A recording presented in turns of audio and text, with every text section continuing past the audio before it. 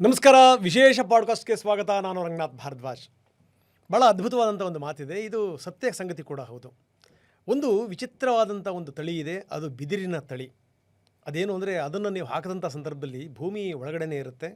ಸಾಮಾನ್ಯವಾಗಿ ನಾವು ಏನೇ ಸಸಿ ಹಾಕಿದರೂ ಕೂಡ ಅದು 3 ತಿಂಗಳಲ್ಲಿ 4 ತಿಂಗಳಲ್ಲಿ 5 ತಿಂಗಳಲ್ಲಿ ಒಂದು ಗಿಡದ ಮಟ್ಟಕ್ಕೆ ಬರುತ್ತೆ. ಆದರೆ ಇದು ಚಿಗುರು ಕೂಡ ಒಡೆಯಲ್ಲ. ಎಷ್ಟು ದಿವಸ?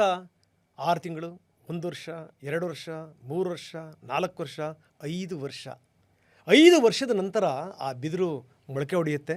ಎಷ್ಟರ ಮಟ್ಟಿಗೆ ಅಂತಂದರೆ ಬರೀ 5 ತಿಂಗಳ ಒಳಗೆ ಅದು ಎಷ್ಟರ ಮಟ್ಟಿಗೆ ಹೋಗುತ್ತೆ ಅಂತಂದರೆ 50ರಿಂದ 60 ಅಡಿ ಎತ್ತರಕ್ಕೆ ಹೋಗಿ ನಿಲ್ಲುತ್ತೆ. ಇಲ್ಲಿ ಹೇಳುವಂಥ ಪ್ರಶ್ನೆ ಒಂದನ್ನೇ, ಹಾಗಾದರೆ ಈ 5 ವರ್ಷ ಆ ಬಿದಿರು ಭೂಮಿಯಲ್ಲಿದ್ದು ಏನು ಮಾಡ್ತಾಯಿತ್ತು ಅಂತ ಅದಕ್ಕೆ ಗೊತ್ತಿದೆ. ನಾನು ಏರಬೇಕಾಗಿರುವಂಥ ಎತ್ತರ ಎಂಥದ್ದು ಅಂತೇಳಿ ಅಂತ. ಅದಕ್ಕೋಸ್ಕರ ಅದು ಬೇರಿಳಿಸುವಂಥ ಕೆಲಸವನ್ನು ಮಾಡ್ತಾ ಇತ್ತು. ಬೇರಿಳಿಸಿ ಇಳಿಸಿ ಇಳಿಸಿ ಅದಕ್ಕೆ ನಂಬಿಕೆ ಬಂದ ತಕ್ಷಣ ಅದು ಎಮರ್ಜ್ ಆಯಿತು. ಅದನ್ನು ಹಿಡಿಯುವಂಥವ್ರು ಯಾರೂ ಇಲ್ಲ. ನಾನು ಯಾಕೆ ಈ ಮಾತನ್ನು ಹೇಳ್ತಾ ಇದ್ದೀನಿ ಅಂತಂದರೆ, ಯಾಕೋ ದೇಶದ ಪ್ರಧಾನಿಯವರನ್ನ ಜ್ಞಾಪಿಸ್ಕೊಂಡಂಥ ಸಂದರ್ಭದಲ್ಲಿ ನನಗೆ ಈ ಸಂಗತಿ, ಈ ಎಕ್ಸಾಂಪಲ್ ನನಗೆ ಜ್ಞಾಪಕ ಆಯಿತು. ಎಂಥ ಅದ್ಭುತವಾದಂಥ ಸಾಧನೆ. ಹಲವಾರು ಸಾಧನೆಗಳ ಜೊತೆಗೆ ಮತ್ತೊಂದು ಸಾಧನೆ ಕೂಡ ಅವ್ರ ಜೊತೆಗೆ ಸೇರಿಕೊಳ್ತು. ಅದು ಅತ್ಯಂತ ದೀರ್ಘಕಾಲ, ಅಂದರೆ ಚುನಾಯಿತ ಪ್ರಧಾನಿಯಾಗಿ ಅವರು ಸಲ್ಲಿಸಿರುವಂಥ ಸೇವೆ. ಇಂಥ ಸಂದರ್ಭದಲ್ಲಿ ಅವರ ಜೊತೆಗೆ ಈ ಭಾಳ ಹತ್ತಿರದಲ್ಲಿರುವಂಥವರು, ಅವರಿಂದ ಬಹಳಷ್ಟು ಸಂದರ್ಭಗಳಲ್ಲಿ ಶಬಾಷ್ಗಿರಿ ತಗೊಂಡಿರುವಂಥವರು, ತುಂಬ ವಿಶ್ವಾಸ ಇವರ ಮೇಲೆ ಅವರಿಗೆ. ಯಾರವರು? ಪ್ರಹ್ಲಾದ್ ಜೋಶಿ ನಮ್ಮ ಜೊತೆಗಿದ್ದಾರೆ, ಕೇಂದ್ರ ಸಚಿವರು. ಅವ್ರ ಜೊತೆಗೆ ಇವತ್ತು ನಮ್ಮ ಮಾತುಕತೆ. ಸರ್, ಕಾರ್ಯಕ್ರಮಕ್ಕೆ ನಮಗೆ ಸ್ವಾಗತ. ಎಸ್, ನಾನು ಹೇಳ್ತಾ ಇದ್ದೆ ಹಲವಾರು ಸಾಧನೆಗಳು. ಆ ಸಾಧನೆಗಳ ಜೊತೆಗೆ ಇನ್ನೊಂದು ಗರಿ. ಏನಂತೀರಿ ಸರ್? ಇಲ್ಲ, ಇದು ಭಾಳ ದೊಡ್ಡದಾದಂಥ ಒಂದು ಅಚೀವ್ಮೆಂಟ್. ಇದು ಭಾಳ ದೊಡ್ಡ ಸಾಧನೆ. ಯಾಕೆ ದೊಡ್ಡ ಸಾಧನೆ ಅಂತ ಅನ್ನೋದು ನಾನು ಸಾಧ್ಯ ಇರುವಷ್ಟು ಕಮ್ಮಿ ಶಬ್ದದಲ್ಲಿ ಇದನ್ನು ನಾನು ಹೇಳಕ್ಕೆ ಬಯಸ್ತೇನೆ. ಮೊದಲನೇದು, ಪ್ರಧಾನಮಂತ್ರಿ ನರೇಂದ್ರ ಮೋದಿಯವರು ಅತಿ ಹೆಚ್ಚುಗಳ ಸಮಯ ಕಾಲ ಪ್ರಧಾನಮಂತ್ರಿಯಾಗಿ ಕಂಟಿನ್ಯೂಯಸ್ ಆಗಿ ಇದ್ದಂತಹ ಮೊದಲನೇ ದೇಶದ ಪ್ರಧಾನಮಂತ್ರಿ ಈಗ ಅವರು. ಅದಾದ ನಂತರ ಕೆಲವರೆಲ್ಲ ಸೋಷಿಯಲ್ ಮೀಡಿಯಾದಲ್ಲಿ ಪೋಸ್ಟ್ ನೋಡ್ತಾರೆ, ನೀನು ಇಂದಿರಾ ಗಾಂಧಿ ಜಾಸ್ತಿ. ಇಂದಿರಾ ಗಾಂಧಿ ಬ್ರೇಕ್ ಆಗಿತ್ತು. That is number 1. Number 2, Nehru ಅವ್ರ ಬಗ್ಗೆಯೂ ಕಂಪೇರ್ ಮಾಡ್ತಾರೆ. 47 ಅವ್ರ ಕ್ರೆಡಿಟಿಗೆ ಹೋಗಲ್ಲ. ಅದು ನಾವು ಅದಕ್ಕೆ ಹೇಳಿದ್ದು, ನಮ್ಮ ರೆಸಲ್ಯೂಷನ್ದಲ್ಲಿ ಇರೋದು ಇಲೆಕ್ಟೆಡ್ ಪ್ರಧಾನಮಂತ್ರಿ, ಚುನಾಯಿತ ಪ್ರಧಾನಮಂತ್ರಿ ಆಗಿ ಸನ್ಮಾನ್ಯ ನರೇಂದ್ರ ಮೋದಿಯವರು ನೆಹರು ಅವರ ರೆಕಾರ್ಡನ್ನು ಸರ್ಪಾಸ್ ಮಾಡಿದ್ದಾರೆ ಅನ್ನೋದು. ಸೊ ಇದರ ಪರಿಣಾಮ ಇವತ್ತು ದೇಶ ಯಾರ ಮುಂದೂ ತಲೆ ಬಾಗ್ತಾ ಇಲ್ಲ. ಯಾರಿಗೂ ಸಹಿತ ನಮ್ಮ ದೇಶ ಕಮ್ಮಿ ಇಲ್ಲ ಅನ್ನುವಂಥ ಒಂದು ವಿಶ್ವಾಸ ಮೂಡಿದೆ. ಎಲ್ಲದಕ್ಕಿಂತ ಹೆಚ್ಚಾಗಿ ದೇಶದಲ್ಲಿ ಯೋಚನೆ ಮಾಡುವಂಥದ್ದು ದೃಷ್ಟಿ ಏನಿದೆಯಲ್ಲ, ಸೋಚ್, ಹಿಂದಿಯಲ್ಲಿ ಏನು ಹೇಳ್ತಾರಲ್ಲ, ಈ ಸೋಚ್ ಬದಲ್ ರಾಹೆ. ಈ ಸೋಚದಲ್ಲಿ ಪ್ರಧಾನಮಂತ್ರಿಗಳು ಎಲ್ಲರನ್ನೂ ಪ್ರೇರೇಪ ಮಾಡಿದ್ದಾರೆ. ಎಸ್, ನಾವು ಮಾಡ್ಬೋದು. ನಾವು ಕೇವಲ ಬೇರೆ ದೇಶದ ನೋಡಿ ವಾವ ಅನ್ಬೇಕಿಲ್ಲ, ನಾವು ಮಾಡ್ಬೋದು, ನಮಗೂ ಆ ಶಕ್ತಿ ಇದೆ ಅನ್ನುವಂಥದ್ದು ಏನು ಒಂದು ಬೆಳೆದಿದೆ. ಅದರ ಪರಿಣಾಮ ಇವತ್ತು ದೇಶದಲ್ಲಿ ಬಹಳ ದೊಡ್ಡ ಪರಿವರ್ತನೆ ಕಾಣ್ತಾ ಇದೆ. ವಿಶ್ವಾಸದ ಒಂದು, ಹಿಂದಿಯೊಳಗೇನು ಮಾಹೋಲ್ ಅಂತ ಹೇಳ್ತಾರಲ್ಲ, ವಾತಾವರಣ, ಆ ವಿಶ್ವಾಸದ ಒಂದು ವಾತಾವರಣ ಇವತ್ತು ದೇಶದಲ್ಲಿ ನಿರ್ಮಾಣ ಆಗಿದೆ. ಅಲ್ಲ, ಹೇಗೆ ಸರ್? ನನಗೆ ತುಂಬ ಆಶ್ಚರ್ಯ ಅನಿಸುವಂಥದ್ದು, ಭರವಸೆ ಕಳ್ಕೊಂಡಂಥ ಸಂದರ್ಭದಲ್ಲಿ ಈ ಅಧಿಕಾರಕ್ಕೆ ಏರಿ ಆ ಸಂದರ್ಭದಲ್ಲಿ ಭರವಸೆಯನ್ನು ಬಿತ್ತುವಂಥದ್ದು, ಭರವಸೆಯನ್ನು ಬೆಳೆಯುವಂಥದ್ದು, ಆ ಭರವಸೆಯ ಬೆಳೆ ತೆಗೆಯುವಂಥದ್ದು ಇದೆಯಲ್ಲ, ಸಾಮಾನ್ಯ ಸಂಗತಿ ಆಗಿರಲಿಲ್ಲ. ಯಾಕಂದರೆ ಅದೇ ಜನ, ಸುತ್ತಮುತ್ತ ಇರುವಂಥವರು ಅದೇ ನಾಯಕರುಗಳು, ಜೊತೆಗೇನು ಅಂತಂತಂದರೆ ಅದೇ ಅಧಿಕಾರಿಗಳು, ಅವರನ್ನೇ ಬಳಸ್ಕೊಂಡು ನಾವೊಂದು ವಿಭಿನ್ನವಾದಂಥ ಸರ್ಕಾರ ಕೊಡ್ತೀವಿ, ಅದರಲ್ಲೂ ಏನು ಅಂದರೆ ಐತಿಹಾಸಿಕ ಹೆಜ್ಜೆಗಳನ್ನು ಇಡ್ತೀವಿ ಅನ್ನುವಂಥದ್ದು ಅಷ್ಟು ಸುಲಭ ಇರಲಿಲ್ಲ ಅಂತ. ಯಾಕಂದರೆ ನನಗೆ ಇನ್ನೂ ಕೂಡ ತುಂಬ ಚೆನ್ನಾಗಿ ಜ್ಞಾಪಕ ಇದೆ. ಇವರ ಅನಂತಮೂರ್ತಿಯವರನ್ನು ಮಾತು ಹೇಳಿದರು, ಮೋದಿಯವರು ಪ್ರಧಾನಿ ಆದ ದಿವಸ ನಾನು ಈ ದೇಶ ಬಿಟ್ಬಿಡ್ತೀನಿ, ನಾನು ಪಾಕಿಸ್ತಾನಕ್ಕೆ ಹೋಗ್ಬಿಡ್ತೀನಿ ಅನ್ನುವಂಥ ಮಾತನ್ನು ಹೇಳಿದರು. ನಾನು ಇಂಟರ್ವ್ಯೂಗೆ ಹೋದಾಗ ಅವ್ರಿಗೆ ಕೇಳಿದೆ, ಸರ್ ಯಾವಾಗ ದೇಶ ಬಿಡಬೇಕು ಅಂತಿದ್ದೀರಿ? ಅದರ ಪ್ರಾಯೋಜಕತ್ವ ನಂದೇನೆ, ನಾನೇ ಟಿಕೆಟ್ ಬುಕ್ ಮಾಡಿದ್ದೀನಿ. ಹಂಗೆ ಭಾಳ ಜನ ಹೇಳಿದ್ದೆ. ಹೌದು. ಸೊ ಅದು ಹೀಗೆ ತುಂಬ ಜನ ಹೇಳಿದ್ದಿತ್ತು. ಅಂದರೆ ಯಾರಿಗೂ ಕೂಡ ಅಷ್ಟು ವಿಶ್ವಾಸ ಇರಲಿಲ್ಲ. ಒಂದು ವಿಶ್ವಾಸ ತುಂಬುವಂಥದ್ದು, ವಿಶ್ವಾಸವನ್ನು ಬೆಳೆಯುವಂಥದ್ದು ಸಾಮಾನ್ಯ ಸಂಗತಿ ಆಗಿರಲಿಲ್ಲ ಅಂತ. ಮೋದಿಯವರ ವಿಶೇಷತೆ ಏನು ಅಂತಂದರೆ, ಅವರು ಇದೇ ವ್ಯವಸ್ಥೆಯಲ್ಲೇ ಮಾಡಿದರು. ಆದರೆ ಎಂದಿಗೂ ಕೂಡ ತನಗಾಗಿ ಏನೋ ಒಂದು ಮಾಡ್ಕೋಬೇಕು ಅಂತಿರಲಿಲ್ಲ. ಅವರ ಯೋಚನೆಯಲ್ಲಿಯೇ ಸದಾಕಾಲಕ್ಕೂ ದೇಶ ಇತ್ತು. ನೇಷನ್ ಫಸ್ಟ್ ಅಂತ ಅನ್ನೋದೇನು ಬಾಯಿಂದ ಹೇಳ್ತಾ ಇದ್ವಿ ಅಥವಾ ಬೇರೆದವ್ರು ಹೇಳ್ತಾ ಇದ್ದರು, ಅದನ್ನು ಅಕ್ಷರಶಃ ಅವರು ಅನುಷ್ಠಾನ ಮಾಡಿದ್ದು. ಮೋದಿಯವ್ರ ಜೊತೆಗೆ ಕೆಲವ್ರಿಗೆ ಕೆಲಸ ಮಾಡೋಕ್ಕೆ ಭಾಳ ಕಷ್ಟವಾ ಸರ್? ನಾನು ಯಾಕಂದರೆ ತುಂಬ ಈ ರೀತಿ ಜನ ತುಂಬ ಪ್ರಶ್ನೆಗಳನ್ನ ಕೇಳಿರೋದಿದೆ. ಇವರು ದಣಿವಿಲ್ಲದೇ ದುಡಿತಾ ಇರ್ತಾರೆ, ಸೊ ಇಂಥವ್ರ ಜೊತೆ ಕೆಲಸ ಮಾಡುವಂಥದ್ದು ಭಾಳ ಕಷ್ಟ ಬಿಡಿ ಅಂತ ಅನ್ನುವಂಥ ಮಾತನ್ನು ಕೇಳಿದ್ದೀನಿ ನಾನು. ಅದಕ್ಕೋಸ್ಕರ ಕೇಳ್ತಾ ಇದ್ದೀನಿ, ಯಾಕಂದರೆ ತಾವು ತುಂಬ ಹತ್ತಿರ ಇರುವಂಥವ್ರು. ಅಲ್ಲ, ಅದು ನಿಮಗೆ ಯಾವಾಗ ಭಾರ ಅಂತ ಅನಿಸುತ್ತೆ ಅಂತಂದ್ರೆ ಯಾವ ಕೆಲಸವನ್ನು ನೀವು ಪ್ರೀತಿ ಮಾಡೋದಿಲ್ಲ. The work which you do not love. ಮೋದಿಯವರು ಕೊಟ್ಟ ವರ್ಕು ನಮ್ಮೆಲ್ಲರಿಗೂ, ನಮ್ಮ ಎಲ್ಲ ಕ್ಯಾಬಿನೆಟ್ ಕಲಿಗಳಿಗೆ, ನನಗೊಬ್ಬನಿಗೆ ಅಂತ ಹೇಳಲ್ಲ, ವಿ ಲವ್ ಇಟ್. ಸೊ ಅವರು ರಾತ್ರಿ 12ಕ್ಕೆ ಎಚ್ಚರಿದ್ದು ಕೆಲಸ ಮಾಡ್ತಾರೆ ಅಂತಂದರೆ because of him we are today here. ಅವರ ಕಾರಣದಿಂದಾಗಿ ನಾವೆಲ್ಲರೂ ಇದ್ದೇವೆ ಇವತ್ತು. ಬಿ ಜೆ ಪಿ ಸಂಘಟನೆ ಇದೆ, ಆದರೆ ಇಷ್ಟು ದೊಡ್ಡ ಸಂಖ್ಯೆಯಲ್ಲಿ ಮೆಜಾರಿಟಿ ಬರೋದಕ್ಕೆ, ಇಷ್ಟು ದೊಡ್ಡ ಸಂಖ್ಯೆಯಲ್ಲಿ ಜನ ನಮ್ಮನ್ನು ನಂಬೋದಕ್ಕೆ ನೇತೃತ್ವ ಬೇಕಲ್ಲ. ಆ ನೇತೃತ್ವ ಮೋದಿಯವ್ರದ್ದಿದೆ. ನಿರಾಶವಾದ ಅನ್ನುವಂಥದ್ದು ಇಲ್ಲವೇ ಇಲ್ಲ. Not at all. ನಂಬರ್ 1. ಜೊತೆಗೇನು ಅಂದರೆ ಒಂದು ಮಾತಿದೆ, ನಾನಿಲ್ಲದ ವಿಶ್ವ ಏನಾದರೂ ಏನಂತೆ ಅನ್ನುವಂಥ ಮಾತಿದೆ. ಸೊ ಅವೆಲ್ಲ ಇಲ್ಲ, ನಥಿಂಗ್. ನಾನಿಲ್ಲದ ದೇಶ ನನಗಿಂತ ಎತ್ತರದಲ್ಲಿರಬೇಕು ಅಂತ ಮೋದಿಯವ್ರ ಇಚ್ಛೆ. ಎಂಥ ಮಾತು ಸರ್, ಎಂಥ ಮಾತು. ಮತ್ತು ಅವ್ರು ಹೇಳಿನೂ ಹೇಳ್ತಿರ್ತಾರೆ, ಹಮ್ದಿನ ಚಾರ ರಹೆ ಯ ನ ರಹೆ ತೇರಾ ವೈಭವ ಅಮರ್ ರಹೇಮ. ಇದಕ್ಕಿಂತ ದೊಡ್ಡ ಸಾಲು ಯಾವುದಿದೆ ಸರ್ ದೇಶದ ಬಗ್ಗೆ? ಇದಕ್ಕಿಂತ ದೊಡ್ಡ ಸಾಲು ಯಾವುದಿರಕ್ಕೆ ಸಾಧ್ಯ ಹೇಳಿ? ಈ ಮನುಷ್ಯ ಒಂದು ದಿವಸ ಆದರೂ ಖಾಲಿ ಕೂತದ್ದು ನೋಡಿಲ್ಲರಿ ನಾವು. ರೆಸ್ಟ್ ಅನ್ನೋದು ಇಲ್ಲೇ ಇಲ್ಲ. 24/7 365 days. And that is not for him, for the country. ಎಂಥ ಮಾತು. ನಾವು ಈ ಮೋದಿಯವರ ಇಂಟರ್ವ್ಯೂಗೆ ಹೋದಂಥ ಸಂದರ್ಭದಲ್ಲಿ ಸರ್, ನಮ್ಮ MD ಮತ್ತು CEO ಬರುಣ್ ದಾಸ್ ಅವರು, ನಿಮಗೂ ಕೂಡ ತುಂಬ ಆತ್ಮೀಯ ಸ್ನೇಹಿತರವರು, ಅವರು ಅಲ್ಲಿನ ಒಬ್ಬ ಅಧಿಕಾರಿಗೆ ಒಂದು ಪ್ರಶ್ನೆ ಕೇಳಿದ್ರು. Nirav Shah, very Young and energetic officer. ಅವ್ರಿಗೆ ಕೇಳಿದ್ರು, ಇವ್ರ ಜೊತೆ ಕೆಲಸ ಮಾಡ್ತಿರಲ್ಲ. ನೀರವ್ ಶಾ ಅವ್ರಿಗೆ ಕೇಳಿದ್ರು, ಇವ್ರ ಜೊತೆ ಕೆಲಸ ಮಾಡ್ತಿರಲ್ಲ ಹೆಂಗೆ ಅನ್ಸುತ್ತೆ ಅಂತ. ತುಂಬ ಅದ್ಭುತ ಅಂತ ಅವರು ಕೆಲವೊಂದೆಲ್ಲ ಸಂಗತಿಗಳನ್ನ ಹೇಳಿದರು. ತುಂಬ ಟಫಾ ಅಂತ ಕೇಳಿದ್ರು. ನಾನು ಕೇಳಿದ್ನಲ್ಲ ನಿಮಗೆ, ಇದೇ ರೀತಿ ತುಂಬ ಟಫಾ ಅಂತ ಹೇಳಿದ. ಅದಕ್ಕೆ ಟಫ್ ಅಂತ ಏನಿಲ್ಲ, ನೀವು ಅವ್ರು ಹೇಳಿದ ಕೆಲಸನ ಸರಿಯಾಗಿ ನಿಭಾಯಿಸ್ಬಿಟ್ರೆ ಯಾವುದು ಟಫ್ ಅನ್ನುವಂಥ ಪ್ರಶ್ನೆನೇ ಬರಲ್ಲ ಅನ್ನುವಂಥ ಮಾತನ್ನು ಅವ್ರು ಹೇಳಿದರು. ಅದಾದಮೇಲೆ ಅವ್ರು ಹೇಳಿದ್ದೇನು ಅಂದರೆ, ತುಂಬ ಕೋಪಗೀಪ ಏನಾದರೂ ಬರುತ್ತಾ ಅವ್ರಿಗೆ ಅಂತ ಕೇಳಿದ್ರು. ಆವಾಗ ಅವ್ರು ಮಾತು ಹೇಳಿದ್ದೇನು ಅಂದರೆ, ಹೀ ಈಸ್ ವೆರಿ ಫರ್ಗಿವಬಲ್. ನೀವು ನಂಬಲಿಕ್ಕೆ ಸಾಧ್ಯ ಇಲ್ಲ, ಕೆಲವೊಂದು ಸರಿ ನಾವು ತಪ್ಪುಗಳು ಮಾಡಿದ್ದೀವಿ, ಅವರು ಇಟ್ಕೊಳ್ಳಿಕ್ಕೆ ಸಾಧ್ಯ ಇಲ್ಲ ಅಂಥ ತಪ್ಪುಗಳು ನಮ್ಮಿಂದ ಕೆಲವೊಂದು ಸರಿ ಆಗ್ತವೆ. ಆದರೆ ಅವರು ಎಷ್ಟು ಚೆನ್ನಾಗಿ ನಮ್ಮನ್ನು ನಿಭಾಯಿಸ್ತಾರೆ ಅಂತ ಅನ್ನೋದಕ್ಕೊಂದು ಎಕ್ಸಾಂಪಲ್ ಹೇಳಿದೆ ಸರ್. ನಾಯಕತ್ವ, ಅರೆ ನಿನ್ನಿಂದ ಇಂಥ ತಪ್ಪಾಗ್ಬಿಡ್ತಾ, ಅರೆ ನಿನ್ನಿಂದ ಆಗಕ್ಕೆ ಸಾಧ್ಯನೇ ಇಲ್ಲವಲ್ಲ. ಇದು ಯಾವುದಾದ್ರೂ ಒಂದು ಸಂದರ್ಭದಲ್ಲಿ ಭಾಳ ಕ್ಲಿಷ್ಟಕರವಾದಂಥ ಸಂದರ್ಭಗಳನ್ನು ಎದುರಿಸಿದ್ದೀಯಾ ಸರ್? ಅಲ್ಲ, ಕ್ಲಿಷ್ಟಕರ ಅಂತ ಅನಿಸೋದನ್ನೆಲ್ಲ, ಯಾಕಂದರೆ he always use to guide. ಪ್ರಧಾನಮಂತ್ರಿ ನರೇಂದ್ರ ಮೋದಿ ಅವರು ನೀವು ಕೆಲಸ ಮಾಡ್ತಾ ತಪ್ಪಾದರೆ ಬೈಯಲ್ಲ, ಆದರೆ ದುರುದ್ದೇಶಪೂರ್ವಕವಾಗಿ ಏನಾದರೂ ಪಾಲಿಸಿ ನೀವು ಯಾರ್ದೋ ಸಂಬಂಧ ಡಿವೇಟ್ ಮಾಡ್ತೀರಿ, ಈ ಥರ ಮಾಡಿದರೆ ಇಟ್ ಈಸ್ ಅನ್ಫಾರ್ಗಿವಬಲ್. ನೀವು ಕೆಲಸ ಮಾಡ್ತಾ ನೀವು ಪಾರ್ಲಿಮೆಂಟ್ನಲ್ಲಿ ಉತ್ತರ ಕೊಡ್ಬೇಕಾದ್ರೆ ಅನೇಕ ಸರ್ತೆ ತಪ್ತದೆ. ಆವಾಗ ಅವರು ಈ ಸೆಂಟೆನ್ಸ್ ಅವ್ರಿಗೆ ಗಮನಕ್ಕೆ ಬಂದಾಗ, ಈ ಸೆಂಟೆನ್ಸ್ ಹೇಳ್ಬೇಕು, ನೀನು ಈ ರೀತಿ ಹೇಳಬಾರ್ದು ಅಂತ ಹೇಳ್ತಿದ್ರು. ತಪ್ಪು ಮನುಷ್ಯ ಮಾಡ್ತಾನೆ ಅನ್ನೋಂಥ ಸಹಜವಾದಂಥ ಏನೋ ಒಂದು ಮನುಷ್ಯ ಸಹಜವಾದಂಥ ಒಂದು ಗುಣ ಇದೆ. ಆ ಗುಣ ಅವರು ಸ್ವೀಕಾರ ಮಾಡ್ತಾರೆ. ಅಲ್ಲ, ಅದರಲ್ಲೂ ಈ ನಿಮ್ಮದು ಅವ್ರದ್ದು ಬಾಂಧವ್ಯ, ಈ ಗಣಿ ಖಾತೆಯನ್ನು ನಿರ್ವಹಿಸ್ತಿದ್ದಂಥ ಸಂದರ್ಭದಲ್ಲಿ ನಿಮ್ಮ ಕೆಲಸ ಕಾರ್ಯಗಳನ್ನು ಅವರು ತುಂಬ ಸಂದರ್ಭಗಳಲ್ಲಿ ಮೆಚ್ಕೊಂಡಿದ್ದೇವೆ, ಭಾಳ ಅದ್ಭುತವಾಗಿ ಕೆಲಸ ಮಾಡಿದ್ರಿ ಅಂತ. ಹೇಗೆ ಸರ್ ಅದು? ಕೋಲು ಮೈನ್ಸ್ ಡಿಪಾರ್ಟ್ಮೆಂಟ್ ನಾನು ಕೊಟ್ಟಾಗ ನನಗೆ ಅದ್ರ ಬಗ್ಗೆ ಏನು ಗೊತ್ತಿರಲಿಲ್ಲ. But why prime minister was happy as for as I have understood.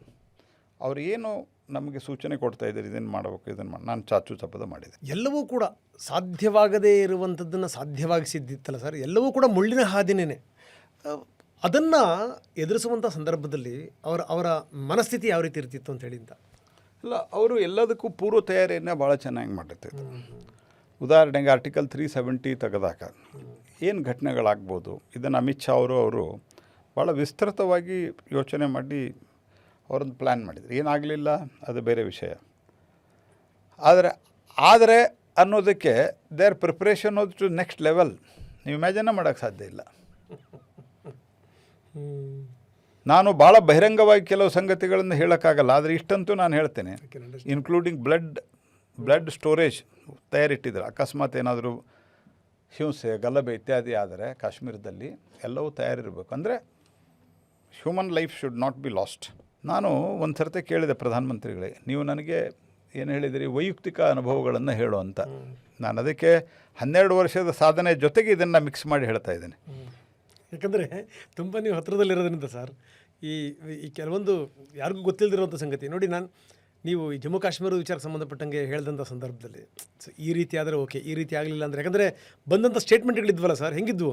ರಕ್ತದ ಕೋಡಿ ಹರಿದ ಕೋಡಿ ಹರಿತದೆ ಇಲ್ಲಿ ಹೆಂಗಂತ ಆಗಬಾರ್ದಾಗತ್ತೆ, ನಿಮಗೆ ಧೈರ್ಯ ಇದ್ದರೆ ಮುಟ್ಟಿ ನೋಡಿ ನಮ್ಮನ್ನು, ಒಂದಾ ಎರಡ. ಸೊ ಇಂಥದಕ್ಕೆಲ್ಲ ಸಾಕ್ಷಿಗಳು ಸರ್ ತಾವು ಎಲ್ಲ ಹತ್ತಿರದಿಂದ ನೋಡಿರುವಂಥವ್ರು. ಹಾಗಾಗಿ ನಿಮ್ಮ ಅನುಭವ ಇದೆಯಲ್ಲ, ದಟ್ ಇಸ್ ವೆರಿ ಇಂಪಾರ್ಟೆಂಟ್. ನಾನು ಕೋವಿಡ್ ಆದಾಗ ಕೇಳಿದೆ.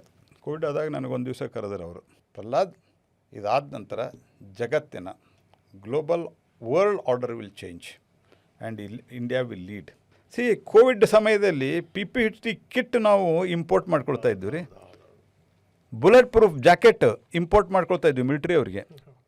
ಇವತ್ತು 38,000 ಕೋಟಿ ರೂಪಾಯಿ ನಾವು ಡಿಫೆನ್ಸ್ ಎಕ್ಸ್ಪೋರ್ಟನ್ನು ಮಾಡ್ತಾಯಿದ್ವಿ. India first time we are exporting the defence equipments. ಇದೆಲ್ಲದರ ಜೊತೆಗೆ ರೈಲ್ವೆಯಿಂದ ಹಿಡಿದು, ಗಣಿಯಿಂದ ಹಿಡಿದು, ನೀರಾವರಿ ವಿಚಾರದಿಂದ ಹಿಡಿದು, ಮನೆಗೆ ಕುಡಿಯೋ ನೀರು ಕೊಡೋದ್ರಿಂದ ಹಿಡಿದು, ವಿದ್ಯುತ್ ಉತ್ಪಾದನೆಯಿಂದ ಹಿಡಿದು ಪ್ರತಿಯೊಂದರಲ್ಲೂ ಕೂಡ ಆ ಮೆಟ್ಲುಗಳನ್ನ ಏರ್ತಿರುವಂಥ ರೀತಿ ಇದೆಯಲ್ಲ, ಅದು ಇದೆಲ್ಲದರ ಜೊತೆಗೆ ಜಗತ್ತಲ್ಲಿ ಬೇಕಾದಾಗಲಿ ತಾವು ಆಗಲೇ ಯುದ್ಧದ ಸಂದರ್ಭವನ್ನು ತಾವು ಜ್ಞಾಪಿಸಿದ್ರಿ. ಈಗ ನೋಡಿ ಎಲ್ಲ ಕಡೆಗೂ ಕೂಡ ಅದರ ಹಾಹಾಕಾರ. ಮೊನ್ನೆ ನೀವು ಆಸ್ಟ್ರೇಲಿಯಾದ ಹೇಳಿದ ನನ್ನ ನೆನಪಾಯಿತು. ನನ್ನ ಆಸ್ಟ್ರೇಲಿಯಾದ ಮಿತ್ರರಿಗೆ ಫೋನ್ ಮಾಡಿದ್ದೆ, ಎಷ್ಟಿದೆ ಇಲ್ಲಿ ಡೀಸೆಲ್ ಅಂತೇಳಿ. 400 ರೂಪಾಯಿ ತನಕ ಹೋಗಿದೆ ಅಂತ ಹೇಳಿದ್ರು ಅವರು, ಡೀಸೆಲ್ ಪೆಟ್ರೋಲ್ ಬೆಲೆ ಅಷ್ಟರ ಮಟ್ಟಿಗೆ. ಆದರೆ ಈ ಭಾರತ ಅದನ್ನು ನಿಭಾಯಿಸಿದ್ದಿತ್ತಲ್ಲ ಸರ್. ಈ ಗ್ಯಾಸ್ ವಿಚಾರಕ್ಕೆ ಸಂಬಂಧಪಟ್ಟಂಗೆ ಅದರಲ್ಲೂ ಏನಂದರೆ ಕಮರ್ಷಿಯಲ್ ಗ್ಯಾಸ್ ವಿಚಾರಕ್ಕೆ ಸಂಬಂಧಪಟ್ಟಂಗೆ ಸ್ವಲ್ಪ ಏರುಪೇರುಗಳಾಗಿದೆ. ಅದು ಬಿಟ್ಟರೆ ಭಾರತ ನಿಭಾಯಿಸಿದಂಥ ರೀತಿ ಇತ್ತಲ್ಲ, ಅದು ಹೇಗಿತ್ತು ಅಂತ. ಸೊ ಭಾರತದಲ್ಲಿ ನಾವು ಈ ಸಂದರ್ಭದಲ್ಲಿ 7 ರೂಪಾಯಿ ಜಾಸ್ತಿ ಮಾಡಿದೆ. ದ್ಯಾಟ್ ಈಸ್ ಫಸ್ಟ್ 7-7.5 ರೂಪಾಯಿ. ಏನೂ ಇರಲಾರ್ದ ಕಾಂಗ್ರೆಸ್ ಪಾರ್ಟಿ ವ್ಯಾಟ್ ಜಾಸ್ತಿ ಮಾಡಿತ್ತಲ್ಲ 3 ಸರ್ತಿ 8 ರೂಪಾಯಿ ಆಗಿದೆ. ಅದು ದರ್ ವಾಸ್ ನೋ ರೀಸನ್. ನಮ್ಮದು ಕ್ರೈಸಿಸ್ ಇದೆ. So this is number 1. Number 2, ನಾವು ಹೇಗೆ ಮ್ಯಾನೇಜ್ ಮಾಡ್ತಿದ್ವಿ? ಮೊದಲನೇದಾಗಿ ಪೆಟ್ರೋಲ್ ಡೀಸೆಲ್ ಅನೇಕ ಕಡೆ ರೇಷನಿಂಗ್ ಮಾಡಿದ್ರು, ಅನೇಕ ದೇಶಗಳಲ್ಲಿ. ಅನೇಕ ಕಡೆ ವರ್ಕ್ ಫ್ರಮ್ ಹೋಮ್ ಮಾಡಿದ್ರು. ಭಾರತದಲ್ಲಿ ಅದೆಲ್ಲ ಏನೂ ಮಾಡಿಲ್ಲ. ಕಂಪಲ್ಸರಿ ನಾವೇನೂ ಮಾಡಿಲ್ಲ. ಪ್ರಧಾನಮಂತ್ರಿಗಳಿದ್ದಷ್ಟೇ ನೀವು ಮಿತವ್ಯಯದಿಂದ ಮಾಡಿರಿ. ಯಾಕಂದರೆ ಎವ್ರಿ $1 ವಿ ಸ್ಪೆಂಟ್ ಅದರಿಂದ ನಮಗೆ ಭಾಳಷ್ಟು ಭಾರ ಬೀಳ್ತದೆ. ಎರಡನೇದು, ಬಂಗಾರವನ್ನು ಸ್ವಲ್ಪ ದಿವಸ ಖರೀದಿ ಮಾಡಿಬಿಟ್ರಿ. ಯಾಕೆಂದರೆ ಬಂಗಾರದಿಂದ ನಮ್ಮ ಫಾರಿನ್ ಎಕ್ಸ್ಚೇಂಜ್ ಭಾಳ ಹೊರಗಡೆ ಹೋಗ್ತದೆ. ಅದರಲ್ಲಿ ನೀವುಗಳಿಟ್ಟಂಥ ಹೆಜ್ಜೆ ಇದೆಯಲ್ಲ, ಅದು ಭಾಳ ಅದ್ಭುತ. ಅದು ನಿಮ್ಮ ಇಲಾಖೆಯಲ್ಲಿ ಈ ಪರ್ಯಾಯ ವ್ಯವಸ್ಥೆಗಳ ಕಡೆಗೆ ನೋಡಬೇಕು ಅನ್ನುವಂಥದ್ದು. ಜೊತೆಗೆ ಏನಂದರೆ ಜನ ಪರ್ಯಾಯ ವ್ಯವಸ್ಥೆಗಳ ಕಡೆ ನೋಡಿ ಅಂದರೆ ಸುಮ್ಮನೆ ನೋಡಲ್ಲ ಸರ್. ಹಾಗಾಗಿ ಏನಂದರೆ ನೀವು ಘೋಷಣೆ ಮಾಡಿರುವಂಥ ಈ ರಿಯಾಯಿತಿ ಇದೆಯಲ್ಲ, ಸೊ ಅದು ಭಾಳ ಚೆನ್ನಾಗಿ ಕೆಲಸ ಮಾಡ್ತಾಯಿದೆ ಅಂತ ಅನಿಸ್ತಾ ಇದೆ. ಎಲ್ಲ ಅದ್ಭುತವಾಗಿ ಜನ ಇದನ್ನು ಸ್ವೀಕಾರ ಮಾಡಿದ್ದಾರೆ. ಮತ್ತು ಅವ್ರಿಗೂ ಈಗ ನಾವು ಅದಕ್ಕೇನು ಮಾಡಿದ್ವಿ, ನಾನ್ ಸೋಲಾರ್ ಅವರ್ ನಂತರ ಏನು ಅಂದರೆ ಸೂರ್ಯ ಇಲ್ಲದ ಟೈಮ್ದಲ್ಲಿ ಏನು ಅಂತ ಅದಕ್ಕೆ ಬ್ಯಾಟ್ರಿ ಸ್ಟೋರೇಜ್ ಮಾಡ್ತಾಯಿದ್ವಿ. ಮೊನ್ನೆ ನಿಮ್ಮ ಸ್ಟೇಟ್ಮೆಂಟನ್ನು ಕೇಳ್ತಾ ಇದ್ದೆ ನಾನು. ಈ ಉತ್ತರ ಕನ್ನಡದಲ್ಲಿ ಈ ಅಣು ವಿದ್ಯುತ್ ವಿಚಾರಕ್ಕೆ ಸಂಬಂಧಪಟ್ಟಂಗೆ ದನಿ ಹೇಳ್ತಲ್ಲ, ಆ ಸಂದರ್ಭದಲ್ಲಿ ನೀವೇನಾದರೂ ಕೋಆಪ್ರೇಟ್ ಮಾಡಿಲ್ಲ ಅಥವಾ ಬೇಡ ಅಂತಂದ್ರೆ ನಾವು ಬೇರೆ ಕಡೆ ಸ್ಥಳಾಂತರಿಸ್ಬಿಡ್ತೀವಿ ಅನ್ನುವಂಥ ಮಾತನ್ನು ತಾವು ಹೇಳಿದ್ರಿ. ಭಾರತ ಸರ್ಕಾರದಿಂದ ಎನರ್ಜಿ ಪ್ಲ್ಯಾಂಟ್ ಹಾಕ್ತೀವಿ, whether it is renewable or nuclear ಯಾವುದೇ ಇದ್ದರೂ ಸಹಿತ 50% ರಾಜ್ಯಕ್ಕೆ ಕೊಡ್ತೀವಿ. ಸೊ ಇವತ್ತು ಆಲ್ಮೋಸ್ಟ್ ನ್ಯೂಕ್ಲಿಯರ್ ಪ್ಲ್ಯಾಂಟ್ ಏನಿದೆಯಲ್ಲ, it is almost safe. Not almost ಅಲ್ಲ, ಇಟ್ ಈಸ್ ಸೇಫ್ ಓನ್ಲಿ. ಆ ಪಾಯಿಂಟನ್ನು ಹೇಳಿರಿ, ಹಿಂದಿದ್ದಂಥ ಆತಂಕ ಬೇಡ, ಆತಂಕ ಇಲ್ಲ ಈಗ. ಮತ್ತು ಅದು it is considered as clean energy. ನಿಮ್ಗೆ ಸಮಸ್ಯೆ ಓವರಾಲ್ ಅರ್ಥ ಮಾಡ್ಕೊಳ್ಬೇಕಾಗಿದೆ ಅಂದರೆ ಸೋಲಾರ್ ಅವರ್ ನಂತರ ನಮ್ಮ ರಿಕ್ವೈರ್ಮೆಂಟ್ ಜಾಸ್ತಿ ಆಗ್ತಾಯಿದೆ. ಇಲ್ಲ, ಜನಗಳಿಗೂ ಕೂಡ ಸರ್ ಈಗ ಕೈಗಾ ಬಂದಂಥ ಸಂದರ್ಭದಲ್ಲಿದ್ದಂಥ ಭಯ ಆತಂಕಗಳು ಈಗಿಲ್ಲ. ಯಾಕಂದರೆ ಆ ರೀತಿ ನೀವು ಹೇಳ್ದಂಗೆ ಏನಂದರೆ ಈ ಚರ್ನೋಬಿಲ್ ಎಕ್ಸಾಂಪಲ್ ಕೊಡ್ತೀವಲ್ಲ, ಆ ಥರದ್ದು ದುರಂತ. And only that is only one incident. ಅದು ಬಿಟ್ಟರೆ ಉಳಿದಂತಾಯಿತು. ಈಗಂತೂ ಭಾಳ ಸೇಫ್ ಆಗಿದೆ. ಮತ್ತು ಈ ಹೊಸದೇನೋ ಶಾಂತಿ ಬಿಲ್ ಬಂದಿದೆ, ಸ್ಮಾಲ್ ಮಾಡ್ಯುಲರ್ ರಿಯಾಕ್ಟರ್ದೇನು ಬಿಲ್ ತಂದಿದ್ದೀವಿ, ಅದರಲ್ಲಿ safety measures has been made very taken care of. Apart from solar, apart from wind, apart from pump storage, apart from hydro, apart from ಇದೆಲ್ಲ, this is considered the clean energy. That clean energy is needed. ಈಗ ಬೇರೆ ಬೇರೆ ರಾಜ್ಯಗಳಲ್ಲಿ ಜಯಭೇರಿ ಬರೆಸ್ತಾ ಇದ್ರಿ. ಈ ಕಂಡು ಕೇಳರಿಯದಂಥ ವಿಜಯ ಅಂತಂದರೆ ಅದು ಪಶ್ಚಿಮ ಬಂಗಾಳದ್ದು. ಪಶ್ಚಿಮ ಬಂಗಾಳದಲ್ಲಿ ಏನು ಎಷ್ಟರ ಮಟ್ಟಿಗೆ ವಲಸೆ ಶುರುವಾಗಿದೆ ಅಂತಂದರೆ ಆ ವಲಸೆ ತಡೆಗಟ್ಟೋದು ಹೆಂಗೆ ಅನ್ನೋದೇ ಒಂದು ದೊಡ್ಡ ಪ್ರಶ್ನೆ ಆಗಿದೆ. ಇಂಥ ಸಂದರ್ಭ ಸಾಮಾನ್ಯ ಸಂಗತಿ ಆಗಿರಲಿಲ್ಲ ಅದು. ಅದರಲ್ಲೂ ಪಶ್ಚಿಮ ಬಂಗಾಳದಲ್ಲಿ ಈ ರೀತಿ ಜಯಭೇರಿ ಕಳೆದ ಬಾರಿ ಕೂಡ ತಮಗೆ ವಿಶ್ವಾಸ ಇತ್ತು, ಆದರೆ ನಿರೀಕ್ಷಿತ ಮಟ್ಟದಲ್ಲಿ ಆಗಿರಲಿಲ್ಲ. ಈ ಬಾರಿ ಹೇಗೆ ಸರ್ ಅಷ್ಟೊಂದು ಅಭೂತಪೂರ್ವವಾದಂಥ ಜಯ? ನೋಡಿ, ಮೊದಲನೇದಾಗಿ ಈ ಬಾರಿ ಚುನಾವಣೆಯಲ್ಲಿ ಹಿಂಸಾಚಾರಕ್ಕೆ ಅವಕಾಶ ಕೊಡಲಿಲ್ಲ. ಅದಕ್ಕೆ ನಾವು ಚುನಾವಣಾ ಆಯೋಗಕ್ಕೆ ಧನ್ಯವಾದ ಹೇಳ್ತೇವೆ. ಭಾಳ ಶಾಂತಿಯುತವಾಗಿ ಚುನಾವಣೆ ಆಯಿತು. ಮತ್ತು ಇದರ ಜೊತೆಗೆ ಮನೆಯಿಂದ ಹೆಣ್ಮಕ್ಳನ್ನ ಹೋಗಿ ಅತ್ಯಾಚಾರ ಮಾಡಿ ವಾಪಸ್ ಕಳಿಸ್ತಾ ಇದ್ದರು, ಅಥವಾ ವಾಪಸ್ ತೆಗೆದುಕೊಂಡು ಹೋಗಿಬಿಡ್ತಾಯಿದ್ರು. ಎಲ್ಲಿ ಹೋಗ್ತಾರೆ ಅಂತ ಗೊತ್ತಾಗ್ತಿರಲಿಲ್ಲ. ವಿರೋಧ ಮಾಡಿ ಕಂಪ್ಲೇಂಟ್ ಕೊಟ್ಟರೆ ಅವ್ರ ಮರ್ಡರ್ ಆಗ್ತಾಯಿತ್ತು. ಸಂಜೆ ಮೇಲೆ ಹೆಣ್ಮಕ್ಳು ಯಾಕೆ ಹೊರಗಡೆ ಹೋಗ್ಬೇಕಂತ ಪ್ರಶ್ನೆ ಮಾಡ್ತಿದ್ರು. ಸೊ ಹೀಗಾಗಿ ಮತ್ತು ಪ್ರತಿಯೊಂದರಲ್ಲೂ ಕಟ್ ಮನಿ, ಈ ಕಟ್ ಮನಿ, ಈ ಭ್ರಷ್ಟಾಚಾರ, ಈ ಅನ್ಯಾಯ, ಗುಂಡಾಗರ್ದಿ, ಇದೆಲ್ಲ ನೋಡಿ ಜನ ಬೇಸತ್ತಿದ್ರು. ಏಜೆನ್ಸಿಗಳು ಯಾವಾಗ ಅಮಿತ್ ಶಾ ಅವರು 3 ತಿಂಗಳು ಇಲ್ಲಿ ಯಾವುದೇ ಸೇನಾ ತುಕಡಿಗಳು ಇಲ್ಲಿಂದ ಹೋಗಲ್ಲ ಕೆಡಿಸ್ಕೋಬೇಡಿ ಅಂದ್ರಲ್ಲ, ಭಾರತೀಯ ಅರೆ ಸೇನಾ ತುಕಡಿಗಳು ಅಲ್ಲಿ ಇರ್ತಾವೆ ಅಂತ ಬಂದ ನಂತರ ಜನ ವಿಶ್ವಾಸದಿಂದ ಓಟ್ ಹಾಕಿ ಕಿತ್ತಿ ಎಸೆದ್ರು ಲಿಟ್ರಲಿ. ಸೊ ಕಿತ್ತಿ ಎಸೆದ ನಂತರ ಆ ಗ್ಯಾಂಗ್ಸ್ಟರ್ಗಳು ಲೂಟಿ ಮಾಡಲಿಕ್ಕೆ ಎಲ್ಲಿವರೆಗೆ ಸಾಧ್ಯ ಇರುತ್ತೆ, ಇವ್ರ ಜೊತೆಗಿದ್ದರು. ಈಗ ಲೂಟಿ ಮಾಡೋಕ್ಕಾಗಲ್ಲ, ಲೂಟಿ ಮಾಡಲಿಕ್ಕೆ ಸರ್ಕಾರ ಅವಕಾಶ ಕೊಡಲ್ಲ. ಸುವೇಂದು ಅಧಿಕಾರಿ ಆ ಲೂಟಿ ಮಾಡೋರಿಗೆ ಮಮತಾ ಬ್ಯಾನರ್ಜಿ ಹೇಗೆ ಅಧಿಕಾರ ಕೊಟ್ಟಿದ್ರು ಹಂಗೆ ಅಧಿಕಾರ ಕೊಡಲ್ಲ. ಮೋದಿ ಮಾರ್ಗದರ್ಶನದಲ್ಲಿ ಅಲ್ಲಿ ಸರ್ಕಾರ ನಡೀತದೆ. ಹಾಗಾಗಿ ಇಲ್ಲೇನು ಕೆಲಸ ಇಲ್ಲ ಅಂತ ಬಿಟ್ಟು ಓಡಿ ಹೋಗ್ತಾ ಇದ್ದಾರೆ. ಅಲ್ಲ ಈಗ ಅವರು ಕಾಂಗ್ರೆಸ್ ಕಡೆ ಹೋಗ್ತಾರೆ ಅನ್ನುವಂಥ ಒಂದು ಮಾತಿದೆ. ಈ ಥರದ್ದು ಈ ಬೇರೆ ಬೇರೆ ಪಾರ್ಟಿಗಳೆಲ್ಲ ಸೇರ್ತಾ ಇವೆ. ಏನು ವಿಪಕ್ಷಗಳೇನು ಉಳಿಯಂಗೆ ಕಾಣಲ್ಲ ನಿಮ್ಮ ಎಲ್ಲ ನೋಡಿ. ವಿಪಕ್ಷಗಳಿಗೆ ನಾ ಹೇಳೋದು, ವಿಪಕ್ಷಗಳ ಬಗ್ಗೆ ಭಾಳ ಜನ ನನಗೂ ಕೇಳ್ತಾರೆ, ತಾವು ಕೇಳಿದಿರಿ. ನಾವು ಈ ನಕಲಿ ಗಾಂಧಿ ಫ್ಯಾಮಿಲಿಯಲ್ಲಿ ಹುಟ್ಟಿರೋದು ಪ್ರಧಾನಮಂತ್ರಿ ಆಗೋದಕ್ಕೆ. ನಮ್ಮನ್ನು ಬಿಟ್ಟರು ಮತ್ತೊಬ್ಬರಲ್ಲಿ ಕೂಡ್ಲಿಕ್ಕೆ ಅರ್ಹತೆ ಇಲ್ಲ. ನಾವಿರೋದು ಇದಕ್ಕಾಗಿ. ಹಾಗಾಗಿ ನಾವು ಬರ್ತೀವಿ. ಅಲ್ಲ, ಆದರೂ ಹೇಳ್ತಾ ಇದ್ದೀರಿ ದೇಶಕ್ಕೊಂದು ಪ್ರಬಲ ವಿರೋಧ ಪಕ್ಷ ಬೇಕು, ಆ ವಿರೋಧ ಪಕ್ಷದ ನಾಯಕ ರಾಹುಲ್ ಗಾಂಧಿನೇ ಆಗಿರಬೇಕು ಅಂತ. ನಾವೇನಂಗೆ ಹೇಳಿಲ್ಲ. ಕಾಂಗ್ರೆಸ್ ಪಾರ್ಟಿ ಅವ್ರ ಕಂಪಲ್ಷನ್ ಅದ. ಕಾಂಗ್ರೆಸ್ ಪಾರ್ಟಿ ಅವ್ರನ್ನೇ ಇಟ್ಕೊಂಡ್ರೆ ನಾವೇನು ಮಾಡೋಕ್ಕಾಗತ್ತೆ. ಕರ್ನಾಟಕದಲ್ಲಿ ಏನು ಕತೆ? ಕರ್ನಾಟಕದಲ್ಲಿ ಸಿದ್ದರಾಮಯ್ಯನವರ ಆಡಳಿತ, ಸಿದ್ದರಾಮಯ್ಯನವರ BJPಯ ಮತ್ತು ಹಿಂದುತ್ವದ ವಿರುದ್ಧವಾದಂಥ ನೀತಿ, ಸಿದ್ದರಾಮಯ್ಯನವರ ಕಾಲದಲ್ಲಿ ಕಾಂಗ್ರೆಸ್ನಲ್ಲಿ ಆದಂಥ ಭ್ರಷ್ಟಾಚಾರ, ಮೈಸೂರು ಮೂಡಾದಿಂದ ಹಿಡ್ಕೊಂಡು ನಮ್ಮದು ಬೋರ್ಡ್ನಲ್ಲಿ ಆಯ್ತಲ್ಲ, ವಾಲ್ಮೀಕಿ ಬೋರ್ಡು, ಈ ಥರದ್ದೆಲ್ಲ ಭ್ರಷ್ಟಾಚಾರಗಳು ಇದೆಲ್ಲ ಆಗಿದೆ. ನಾನು ಖಂಡಿತವಾಗಿಯೂ ಕಾಂಗ್ರೆಸ್ ಪಾರ್ಟಿದು, ಸಿದ್ದರಾಮಯ್ಯನವ್ರ ಗೌರ್ಮೆಂಟ್ ಇರ್ಬೋದು, ಈಗ DK ಶಿವಕುಮಾರದು, without having any confusion in the mind, I am the strong criticiser of them. Having said that, Siddaramaiah is a ಗ್ರೂಪಿನ ಮಾಸ್ ಲೀಡರ್. ದೇಶದ ಇಷ್ಟು ವರ್ಷ ಆಡಳಿತ ಮಾಡಿದಂಥ ಒಂದು ಪಾರ್ಟಿ ಜವಾಬ್ದಾರಿಯಿಂದ ನಡ್ಕೊಳ್ಳೋದು. ವಿದೇಶದಲ್ಲಿ ಹೋಗಿ ಭಾರತವನ್ನು ಬೈಯೋದು, ಭಾರತದ ಸೈನ್ಯವನ್ನು ಅಪಮಾನ ಮಾಡೋದು, ಭಾರತದ ಸುಪ್ರೀಂ ಕೋರ್ಟನ್ನು ಅಪಮಾನ ಮಾಡೋದು, ಇದೇನಿದೆಯಲ್ಲ ಇದು ಕಾಂಗ್ರೆಸ್ ಪಾರ್ಟಿಗೆ ಎಂದೂ ಉದ್ಧಾರ ಆಗಲ್ಲ. ಇದು ಜೊತೆಗೆ ಏನಂದರೆ ಇತ್ತೀಚಿನ ದಿನಗಳಲ್ಲಿ ಜಿರಳೆ ಕಾಟನೂ ಕೂಡ ಜಾಸ್ತಿ ಆಗಿಬಿಟ್ಟಿದೆ ಅನ್ನುವಂಥ ಒಂದು ಮಾತಿದೆ. ಮುಗೀತಲ್ಲ, ಒಂದು ಪ್ರತಿಭಟನೆ ಮಾಡಿದರೆ ಮುಗೀತು ಅಷ್ಟೇ. ಅಲ್ಲ, ಪ್ರತಿಭಟನೆಯನ್ನು ಲಕ್ಷ್ಮಣ ರೇಖೆ ಹಾಕಿದ್ದಿತ್ತಲ್ಲ, ಅದು ಭಾಳ ಚೆನ್ನಾಗಿತ್ತು ಅಂತ ಅನಿಸುತ್ತೆ. ಬಂದಂಥ ಸಂದರ್ಭದಲ್ಲಿ ಅವ್ರಿಗೆ ಪರ್ಮಿಷನ್ ಕೊಟ್ಟು ಸೀದಾ ಕರ್ಕೊಂಡೋಗಿ ಅವ್ರನ್ನ ಜನವೇ ಪ್ರತಿಭಟನಾಕಾರರೇ ಇಲ್ದಿರುವಂಥ ಇದರಲ್ಲಿ ಕೂಡಿಸಿ ಪ್ರತಿಭಟನೆ ಮಾಡಪ್ಪ ಅಂತ ಹೇಳಿದ್ದೀವಿ. ಇಲ್ಲ, ಜನವೇ ಇಲ್ದಂಥದ್ದಲ್ಲ, ಪತ್ರಕರ್ತರು ಜಾಸ್ತಿ ಜನ ಇದ್ದರು. ಜಂತರ್ ಮಂತರ್ ಇರೋದೇ ಪ್ರತಿಭಟನೆಗಾಗಿ. ಜಂತರ್ ಮಂತರ್ ಇವತ್ತಿಯೂ ಸಹಿತ ಈಗ ಹೆಂಗೆ ನಮ್ಮಲ್ಲಿ ಈಗ ಫ್ರೀಡಮ್ ಪಾರ್ಕ್ ಮಾಡಿದಾರಲ್ಲ, ಜಂತರ್ ಮಂತರ್ ಇರೋದೇ ಪ್ರತಿಭಟನೆಗಾಗಿ. ದೇಶದಿಂದ ಬಂದವರು ಎಲ್ಲರೂ ಅಲ್ಲೇ ಪ್ರತಿಭಟನೆ ಮಾಡ್ತಾರೆ. ಅವ್ರ ಹತ್ರ ಜನ ಇರಲಿಲ್ಲ ಅಂದರೆ ಅದಕ್ಕೂ ನಾವು ಜನ ಕೊಡಬೇಕಾಗತ್ತಾ? ಸೊ ಇದೆಲ್ಲದರ ಜೊತೆಗೆ ರಾಜ್ಯದ್ದೊಂದು ಪ್ರಶ್ನೆ ಕೇಳಲೇಬೇಕು. ಈಗ ಸಿದ್ದರಾಮಯ್ಯನವರು ಹೇಳಿದ್ರು, ಅದ್ರ ಬಗ್ಗೆ ತಾವು ಸುದೀರ್ಘ ಮಾತಾಡಿದ್ರಿ. DK ಶಿವಕುಮಾರ್ ಈಗ ರಾಜ್ಯದ ನೂತನ ಮುಖ್ಯಮಂತ್ರಿ. ಆರಂಭದಲ್ಲಿ ಅವರು ಜನ ಸೇರಿಸಿದಂಥ ರೀತಿ, ಸ್ವಾಮೀಜಿಗಳು ಬಂದಿದ್ದು, ಜೊತೆಗೆ ಅವರು ಏನಂದರೆ ಯಡಿಯೂರಪ್ಪನವ್ರ ಕಾಲಿಗೆ ಹೋಗಿ ನಮಸ್ಕಾರ ಮಾಡಿದ್ದು, ಆಶೀರ್ವಾದ ತಗೊಂಡಿದ್ದು, ಅಲ್ಲಿಂದ ದೇವೇಗೌಡರ ಮನೆಗೆ ಬಂದು ಆಶೀರ್ವಾದ ತಗೊಂಡಿದ್ದು, ಇದೆಲ್ಲ ಒಂದು ಹೊಸ ಛಾಪನ್ನು ಮೂಡಿಸ್ತಾ ಇದ್ದಾರೆ. ಸೊ ಮುಂದೆ BJPಗೆ ಥ್ರೆಟ್ ಆಗಬಹುದು ಅವ್ರ ಗೆಲುವಿಗೆ ಅನ್ನುವಂಥ ಮಾತುಗಳು ಕೇಳಿ ಬರ್ತಾ ಇವೆ. ಅದಕ್ಕೇನಂತೀರಿ ಸರ್? ಪಾತ್ರಧಾರಿಗಳು ಬದಲಾವಣೆ ಆಗಿದ್ದಾರೆ, ಸೂತ್ರಧಾರರು ಅವರೇ ಇದ್ದಾರೆ. ಹಂಗಂತೀರಾ? ಹಾಂ, ಖಂಡಿತವಾಗಿ. ಮುಂದಿನ 2028ರ ಚುನಾವಣೆ ಆದ ನಂತರ ಭಾರತೀಯ ಜನತಾ ಪಾರ್ಟಿ ಆಡಳಿತ ಮತ್ತೊಮ್ಮೆ ಕರ್ನಾಟಕದಲ್ಲಿ ಬರಲಿದೆ. ಅಲ್ಲ, ಹೆಂಗೆ ಅಂತ ಸರ್? ಈಗ ಏನು ಅಂತಂದರೆ ನೋಡಿ, ಈ ಕರ್ನಾಟಕ BJPನಲ್ಲಿ 10 ಗೊಂದಲಗಳಿವೆ. ಯಾಕಂದರೆ ಈ ಕಾಂಗ್ರೆಸ್ಸಿನಲ್ಲಿ ಸಾಲು ತಪ್ಪುಗಳಿದಾವಲ್ಲ, ಅದನ್ನು ಸರಿಯಾದ ರೀತಿಯಲ್ಲಿ ಜನರಿಗೆ ಮುಟ್ಟಿಸುವಂಥ ನಿಟ್ಟಿನಲ್ಲಿ ನಾಯಕರು ವಿಫಲರಾಗಿದ್ದಾರೆ. ಈಗ ನೀವುಗಳು ಮೋದಿಯವ್ರ ಜೊತೆಗೆ ಸೇರಿ ಕೆಲಸ ಮಾಡ್ತಿರುವಂಥ ಆ ವೇಗಕ್ಕೂ, ಇಲ್ಲಿ BJPನಲ್ಲಿ ರಾಜ್ಯ BJP ನಾಯಕರುಗಳು ಮಾಡ್ತಿರುವಂಥ ಕೆಲಸ ಮಾಡ್ತಿರೋ ವೇಗಕ್ಕೂ ಅಜಗಜಾಂತರ ವ್ಯತ್ಯಾಸ ಇದೆ ಸರ್. ಇಲ್ಲ, ಇತ್ತೀಚೆಗಾದಂಥ ಅನೇಕ ಪ್ರತಿಭಟನೆಗಳು ಚೆನ್ನಾಗಿದ್ದಾವೆ. ದೇಶದ ಹಿತದ ದೃಷ್ಟಿಯಿಂದ ಕರ್ನಾಟಕ ರಾಜ್ಯ ಇದೊಂದು most progressive state, developing state. So ಇಲ್ಲಿ ಒಳ್ಳೆಯ ಆಡಳಿತ ಇರಬೇಕು. ಇಲ್ಲಿ ಡಿವಿಸಿವ್ ಶಕ್ತಿಗಳು ಇರಬಾರ್ದು ಅನ್ನುವಂಥ ಕಾರಣದಿಂದಾಗಿ ನಾವು ಇವತ್ತು ಟೀಮ್ ಆಗಿ ಕೆಲಸ ನಮ್ಮ ಸ್ಥಳೀಯ ಘಟಕ ಮಾಡ್ತಾ ಇದೆ ಮತ್ತು ಇದನ್ನು ನಮ್ಮ ರಾಷ್ಟ್ರೀಯ ಅಧ್ಯಕ್ಷರು, ಹೊಸ ರಾಷ್ಟ್ರೀಯ ಅಧ್ಯಕ್ಷರು ಭಾಳ ತೀವ್ರವಾಗಿ ಮಾನಿಟರಿಂಗು ಮಾಡ್ತಾ ಇದ್ದಾರೆ. ಹೀಗಾಗಿ ಇತ್ತೀಚೆಗೆ ಅನೇಕ ಒಳ್ಳೆಯ ನಮ್ಮ ಕಾರ್ಯಕ್ರಮಗಳು ಆಗಿದ್ದಾವೆ. ವಿಧಾನಸಭೆಯಲ್ಲಿಯೂ ಸಹಿತ, ವಿಧಾನ ಪರಿಷತ್ನಲ್ಲಿಯೂ ಸಹಿತ ನಮ್ಮ ಪರ್ಫಾರ್ಮೆನ್ಸು ಇತ್ತೀಚಿನ 2-3 ಸೆಷನ್ದಲ್ಲಿ ಭಾಳ ಚೆನ್ನಾಗಾಗಿದೆ. ಅಧ್ಯಕ್ಷರು ಬದಲಾಗ್ತಾರೆ, ಅಧ್ಯಕ್ಷರು ಬದಲು ಮಾಡಬೇಕು ಅನ್ನುವಂಥದ್ದೆಲ್ಲ ಇದೆ.